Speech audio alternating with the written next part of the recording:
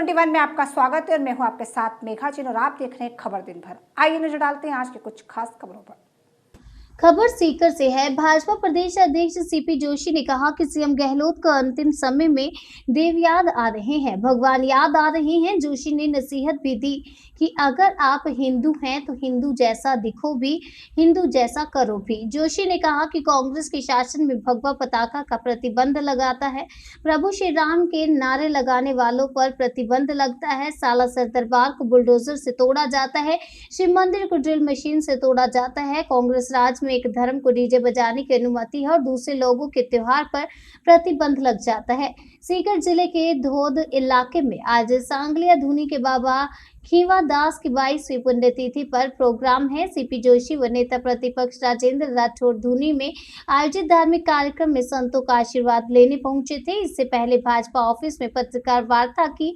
कांग्रेस के सनातन धर्म के खिलाफ रही नीति पत्रकार वार्ता में भाजपा प्रदेश अध्यक्ष सीपी जोशी ने प्रदेश सरकार पर जमकर आरोप लगाए। उन्होंने कहा कि त्योहारों पर एक जगह पर पीएफआई जैसे आतंकवादी संगठन को बड़ी रैली करने की अनुमति दी जाती है, वहीं हिंदू नववर्ष रामनवमी मनाने पर प्रतिबंध लगता है। डीएमके नेता ए राजा के सनातन धर्म की तुलना एचआईवी और कोड से करने वाले कथित बयान पर निशाना साधते हुए कहा कि कांग्रेस और उनके सहयोगी दलों की नीति हमेशा से ही सनातन धर्म के खिलाफ रही है। सीपी जोशी ने कहा कि सनातन धर्म को समाप्त करने के लिए वो अकबर, औरंगजेब और कई लोग आए, लेकिन कोई सनातन को खत्म नहीं कर पाया। कांग्रेस किस खेत की मूली है जो सनातन को समाप्त कर देंगे। सनातन देश के रग रग में बसा है, उसे ना तो कोई समाप्त कर पाया और ना ही कोई समाप्त कर पाएगा।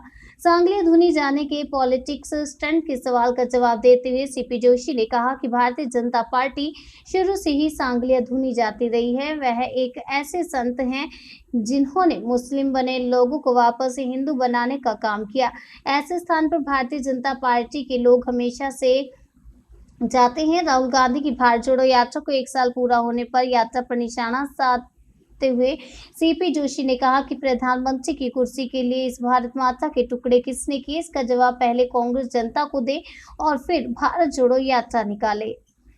तारीख से त्रिनेत्र गणेश जी महाराज के यहाँ से प्रथम परिवर्तन यात्रा की शुरुआत हुई।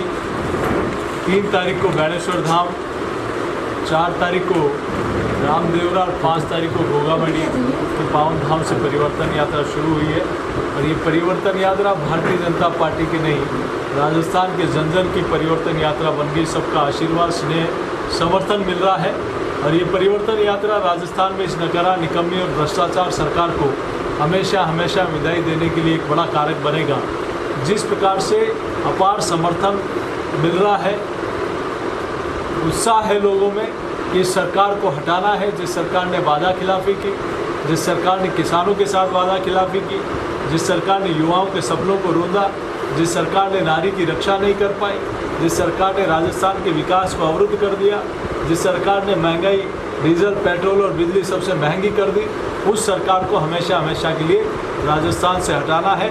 और ये आप देख रहे हैं कि एम्बुलेंस कितने दिनों से बंद है, स्वास्थ्य सेवाएं चरमरा रही है, लेकिन सरकार को कोई चिंता नहीं।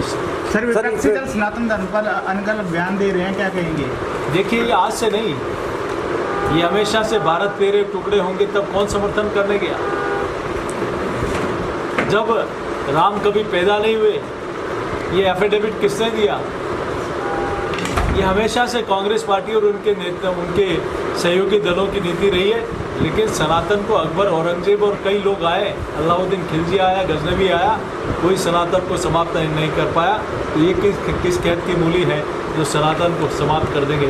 सनातन देश के रग रग में बसा है, उसको न तो कोई समाप्त कर पाया है, न कोई समाप्त कर। सर, आज सीएम भी आ रहे हैं सांगलिया धुनी, आप भी जा रहे हैं, इसको किस मायने से देखा जाएगा? वोट साधने की एक राजनीति है? नहीं, हम लोग शुरू से भारतीय जनता पार्टी, और वो ऐसे संत हैं जो हमेशा से, जो मुस्लिम बन गए हैं, उनको भी हिंदू धर्म अपनाने का काम, उन्होंने पवित्र काम उन्होंने शुरू किया। शिक्षा के क्षेत्र में अच्छा काम किया। ऐसे स्थान पर हम सब लोग, भारतीय जनता पार्टी के लोग तो हमेशा से जाते हैं। सर, एक सवाल, कांग्रेस सरकार भारत जोड़ो यात्रा के जरिए भारत को जोड़ने का प्रयास कर रही है, लेकिन सर वो खुद नहीं अपने कार्यकर्ताओं को जोड़ पा रही, क्या कहेंगे? जैसे भारत को तोड़ा किसने? प्रधानमंत्री की कुर्सी के लिए इस भारत माता के टुकड़े किसने किए? इसका जवाब पहले कांग्रेस पार्टी को, देश की जनता को देना चाहिए।